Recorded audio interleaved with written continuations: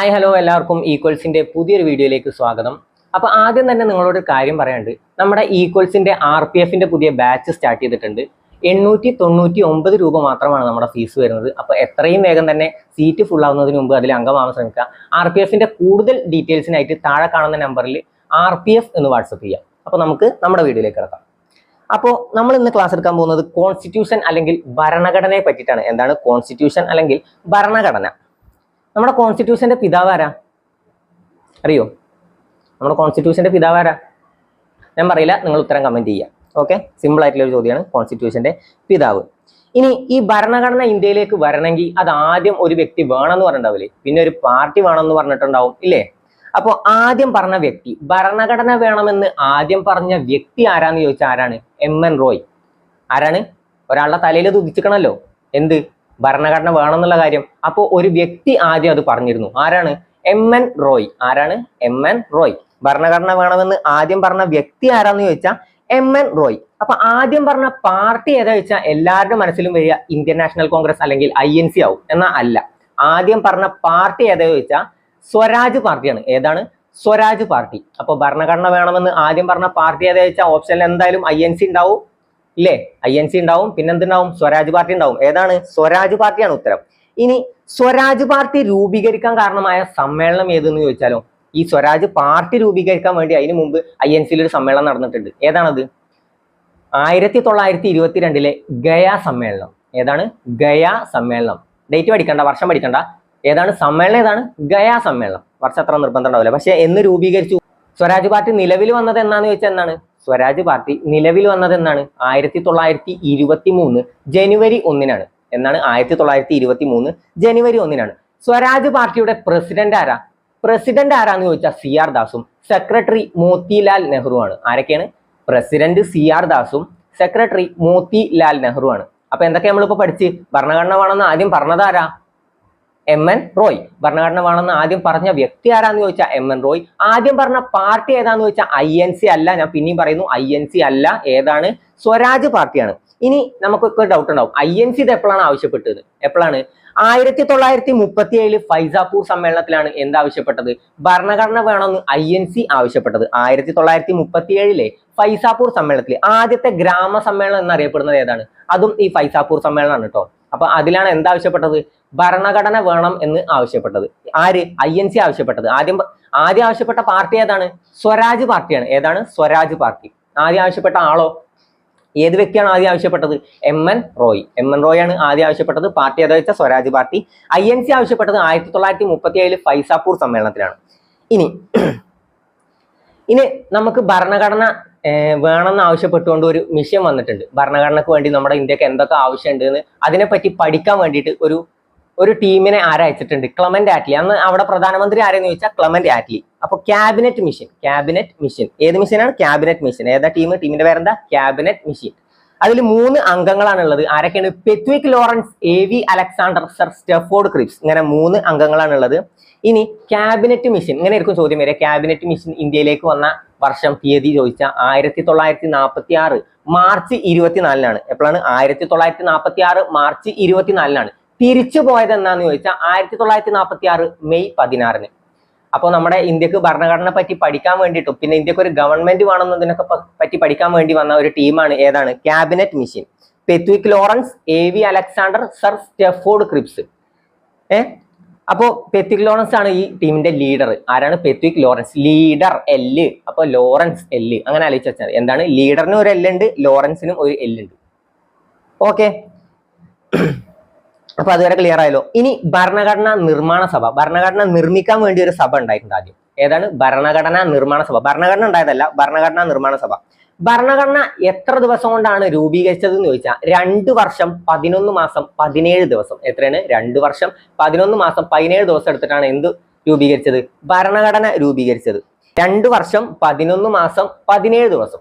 Okay, ഇനി ഭരണഘടനാ നിർമ്മാണ സഭയിൽ ആദ്യം പങ്കെടുത്തവർ എത്ര പേരാണെന്ന് ചോദിച്ചാൽ 207 പേരാണ്. എത്ര പേരാണ്? 207 പേര്. പക്ഷെ ഭരണഘടനാ നിർമ്മാണ സഭയിൽ ആകെ എത്ര അംഗങ്ങൾ ആദ്യം ഉണ്ടായെന്ന് ചോദിച്ചാൽ 389 ആണ്. എന്തൊക്കെയാണ്?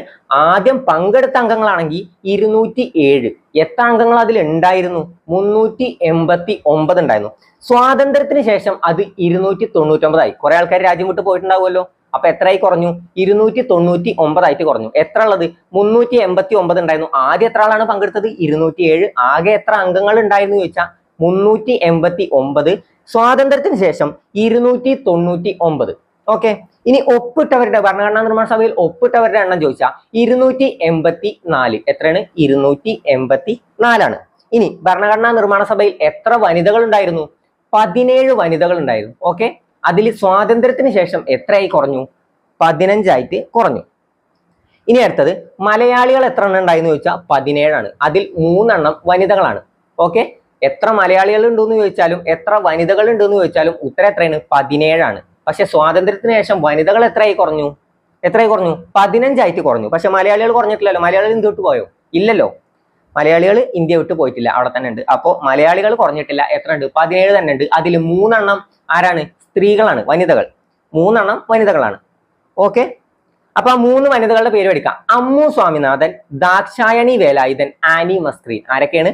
അമ്മു സ്വാമിനാഥൻ, ദാക്ഷായണി വേലായുധൻ, ആനി മസ്ക്രീൻ. ആരൊക്കെയാണ്? ഒന്നും കൂടി പറയും.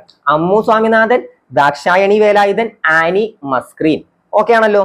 ഇനി ഭരണഘടന നിർമ്മാണ സഭ രൂപീകരിച്ചോ. അത് ഭരണഘടന രൂപീകരിച്ച ഡേറ്റ് അല്ല. ഭരണഘടന നിർമ്മാണ സഭ രൂപീകരിച്ച എന്ന് വെച്ചാൽ 1946 ഡിസംബർ 6 എന്ത് രൂപീകരിച്ചത്? ഭരണഘടന നിർമ്മാണ സഭ രൂപീകരിച്ചത്. ഓക്കെ ആണല്ലോ. ഭരണഘടനാ നിർമ്മാണ സഭ രൂപീകരിച്ചെന്ന് വെച്ചാൽ 1946 ഡിസംബർ 6 ഭരണഘടന നിർമ്മാണ സഭ രൂപീകരിച്ചത്. ഓക്കെ. ഇനി ഭരണഘടനാ നിർമ്മാണ സഭയുടെ ആദ്യ സമ്മേളനം നടന്നത് എന്ന് വെച്ചാൽ ഡിസംബർ 9. ഓക്കെ. 6 നമ്മൾ ഭരണഘടനാ നിർമ്മാണ സഭ രൂപീകരിച്ചു. പിന്നെ 3 ദിവസം കഴിഞ്ഞു 9-ാം തീയതി എന്തുണ്ടായി? 9-ാം തീയതി ആദ്യ സമ്മേളനം നടന്നു. പിന്നെ 2 ദിവസം കൂടി കഴിഞ്ഞപ്പോ സച്ചിദാനന്ദ സിൻഹയായിരുന്നു താൽക്കാലിക. അത് ചോദിക്കട്ടോ. അപ്പോ ഭരണഘടനാ നിർമ്മാണ സഭയുടെ താൽക്കാലിക അധ്യക്ഷൻ ആദ്യ ഒരു അധ്യക്ഷനെ വെക്കണല്ലോ. താൽക്കാലികമായിട്ട് ഒരാളെ വെച്ചത് ആരെ അറിയോ? സച്ചിദാനന്ദ സിൻഹ. ആരെയാണ്? സച്ചിദാനന്ദ സിൻഹയാണ്. അത് മാറ്റിയിട്ട് സ്ഥിര അധ്യക്ഷനാക്കിയത് ആരാണ്? രാജേന്ദ്ര പ്രസാദ്. സച്ചിദാനന്ദ സിൻഹയെ മാറ്റിയിട്ട് സ്ഥിര അധ്യക്ഷനായി ആരെ വെച്ചു? രാജേന്ദ്ര പ്രസാദിനെ വെച്ചു. ആരാണ്? സച്ചിദാനന്ദ സിൻഹ മാറി രാജേന്ദ്ര പ്രസാദായി. എന്ന് 1946 ഡിസംബർ 11. ഓക്കെ. ഭരണഘടനാ നിർമ്മാണ സഭ രൂപീകരിച്ചത് എന്നാന്ന് ചോദിച്ചാൽ ഡിസംബർ 6. ആദ്യ സമ്മേളനം നടന്നത് ഡിസംബർ 9. പിന്നെ സച്ചിദാനന്ദ സിൻഹ താൽക്കാലിക അധ്യക്ഷനായ സച്ചിദാനന്ദ സിൻഹ മാറിയിട്ട് സ്ഥിര അധ്യക്ഷനായി രാജേന്ദ്ര പ്രസാദ് ഏൽക്കുമ്പോൾ ഡിസംബർ 11. ആരാണ് സ്ഥിര അധ്യക്ഷനായിട്ട്? ആരാ വന്നത്? രാജേന്ദ്ര പ്രസാദ്. ഓക്കെ ആണല്ലോ. ഇനി 1946 ഡിസംബർ 13 നെഹ്റു ഒരു സാധനം അവതരിപ്പിക്കുന്നുണ്ട്. എന്താണ്? ലക്ഷ്യപ്രമേയം. ഡിസംബർ 13 എന്ത് അവതരിപ്പിക്കുന്നത്? ലക്ഷ്യപ്രമേയം അവതരിപ്പിക്കുന്നത്. അതാണ് പിന്നീട് ഭരണഘടനയുടെ ആമുഖമായി മാറുന്നത്. അപ്പൊ ഭരണഘടനയുടെ ആമുഖത്തിന്റെ ശില്പി ആരാ? നെഹ്റു.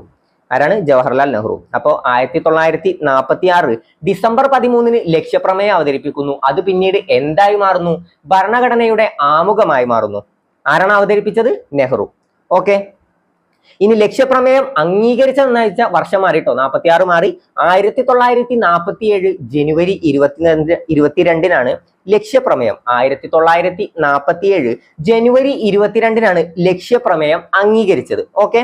ഇനി 1900 ഡ്രാഫ്റ്റിംഗ് കമ്മിറ്റി രൂപീകരിച്ചത് എന്നാണ് ചോദിച്ചാൽ 1947 ഓഗസ്റ്റ് 29. എന്നാണ്? 1947 ഓഗസ്റ്റ് 29 എന്നാണ് രൂപീകരിച്ചത്. ഡ്രാഫ്റ്റിംഗ് കമ്മിറ്റി രൂപീകരിച്ചത് എന്നാണ്? 1947 ഓഗസ്റ്റ് 29. ഓക്കെ ആണല്ലോ. ഡ്രാഫ്റ്റിംഗ് കമ്മിറ്റിയുടെ ചെയർമാൻ ആരാണ്? അംബേദ്കർ. ഡോക്ടർ BR അംബേദ്കർ ആണ് എന്തിന്റെ? ഡ്രാഫ്റ്റിംഗ് കമ്മിറ്റിയുടെ ചെയർമാൻ. ഓക്കെ ആണല്ലോ. ഇനി 1947 നവംബർ 17 ഇന്ത്യയിൽ ആദ്യത്തെ ഇലക്ഷൻ നടക്കുന്നത്. എന്നാണ്? 1947 നവംബർ 17 ആദ്യത്തെ വോട്ടർ ആദ്യമായിട്ട് വോട്ട് ചെയ്ത വ്യക്തി ഈ അടുത്താണ് അദ്ദേഹം മരണപ്പെട്ടത്. എന്താ അദ്ദേഹത്തിന്റെ പേര്? ശ്യാം ശരൺ നേഗി. ആദ്യത്തെ വോട്ടർ. ആദ്യ ഇലക്ഷനിൽ ആദ്യത്തെ വോട്ടർ ആരാണ്? ശ്യാം ശരൺ നേഗി. ഇലക്ഷൻ നടന്നത് 1947 നവംബർ 17 ആദ്യത്തെ ഇലക്ഷൻ നടന്നത്. ഇനി അടുത്തത് 1948 ഫെബ്രുവരി 28 ഭരണഘടനക്ക് ഒരു കരട് രൂപം തയ്യാറാക്കിയത്. ഓക്കെ. 1948 ഫെബ്രുവരി 28. ഇനി അടുത്തത് ഏറ്റവും ഇമ്പോർട്ടന്റ് ആയിട്ടുള്ള ഭാഗമാണ്. 1949 നവംബർ 26 എന്ത് അംഗീകരിച്ചത്? ഭരണഘടന അംഗീകരിച്ചത്. ഓക്കെ. അത് ഭരണഘടനാ ദിനം എന്നും നിയമദിനം എന്നും അറിയപ്പെടുന്നു. വേറൊരു ദിനം കൂടി അത് അറിയപ്പെടുന്നത് ക്ഷീരദിനം അഥവാ പാൽ ദിനം എന്നും അറിയപ്പെടുന്നത് നവംബർ 26 അപ്പൊ എന്നാണ്? നവംബർ 26 എന്ന് 1949 നവംബർ 26 എന്ത് അംഗീകരിച്ചത്? ഭരണഘടന അംഗീകരിച്ചത്. പക്ഷേ നമുക്ക് കൺഫ്യൂസ് ആയിട്ട് വരുന്നത് അവിടെ എന്താ അറിയോ? അംഗീകരിച്ച ഡേറ്റ് ചോദിക്കുമ്പോഴും ഭരണഘടന നിലവിൽ വന്ന ഡേറ്റ് ചോദിക്കുമ്പോഴും നമുക്ക് മാറിപ്പോകും. രണ്ടും 26 ഉണ്ട് അവിടെ. അതുകൊണ്ട് തന്നെ കൺഫ്യൂഷൻ വരാൻ കൂടുതൽ ചാൻസ് ഉണ്ട്. എന്താണ്? നവംബർ 26 1949 നവംബർ 26 എന്ത് അംഗീകരിച്ചത്? ഭരണഘടന അംഗീകരിച്ചത്. അത് എന്തൊക്കെ ദിനമായിട്ട് അറിയപ്പെടുന്നുണ്ട്? ഭരണഘടനാ ദിനം, നിയമദിനം, പിന്നെ എന്ത് ദിനാണ്? ക്ഷീരദിനം. ക്ഷീരദിനം അഥവാ പാൽ ദിനം. ക്ഷീര പറഞ്ഞ പാൽ എന്നാണ് കേട്ടോ. ഓക്കെ, ചീരല്ല, ക്ഷീര. ഇനി 1950 ജനുവരി 26 അന്നാണ് എന്ത് നിലവിൽ വന്നത്? ഭരണഘടന നിലവിൽ വന്നത്. അപ്പൊ നിലവിൽ വന്ന ഡേറ്റ് ചോദിച്ചാൽ മാറരുത്. 1950 ജനുവരി 26 എന്ത് നിലവിൽ വന്നു? എന്താ നിലവിൽ വന്നു? ഭരണഘടന നിലവിൽ വന്നു. പക്ഷെ അംഗീകരിച്ചത് എന്താ എന്നാണ്? ഭരണഘടന അംഗീകരിച്ചത് എന്താന്ന് ചോദിച്ചാൽ 1949 നവംബർ 26 എന്നാണ്. 1949 നവംബർ 26 എന്ത് അംഗീകരിച്ചു? ഭരണഘടന അംഗീകരിച്ചു. അന്ന് എന്തൊക്കെ ദിനാണ്? ഭരണഘടനാ ദിനം, ക്ഷീരദിനം, നിയമദിനം എന്നൊക്കെ അറിയപ്പെടുന്നു. അപ്പോൾ ഇത്രയും കാര്യങ്ങളാണ് നമ്മൾ ഇന്ന് ഭരണഘടന എന്ന ഭാഗത്ത് നിന്നും പഠിക്കാൻ ഉദ്ദേശിക്കുന്നത്. എന്തൊക്കെ ഇപ്പൊ നമ്മൾ പഠിച്ചു? ഭരണഘടനയുടെ തുടക്കം മൊത്തം പഠിച്ചു. ആദ്യം പറഞ്ഞ വ്യക്തി, ഭരണഘടന വേണമെന്ന് ആദ്യം പറഞ്ഞ വ്യക്തി, ആദ്യം പറഞ്ഞ പാർട്ടി, അങ്ങനെ കുറെ കാര്യങ്ങൾ പഠിച്ചു. അപ്പോൾ ഭരണഘടനയുടെ ഒരു ബേസ് നമ്മൾ പഠിച്ചു കഴിഞ്ഞിട്ടുണ്ട്. ഇനി നമുക്ക് ഒരുപാട് പഠിക്കാണ്ട് ഭരണഘടന പറ്റിയിട്ടില്ലേ? അത് നമ്മൾ പാർട്ടായിട്ട് ഇറക്കുന്നതായിരിക്കും. ഓക്കെ, ഇനി നമുക്ക് എന്തൊക്കെ പഠിക്കാണ്ട്? മൗലികാവകാശങ്ങൾ, മൗലിക കടമകൾ, ഓക്കെ, നിർദ്ദേശക തത്വങ്ങൾ, അങ്ങനെ കുറെ പഠിക്കാല്ലേ? ഓക്കെ, അപ്പൊ അതൊക്കെ നമുക്ക് വരും ക്ലാസ്സുകളിൽ പഠിക്കാം. അപ്പോൾ താങ്ക് യു.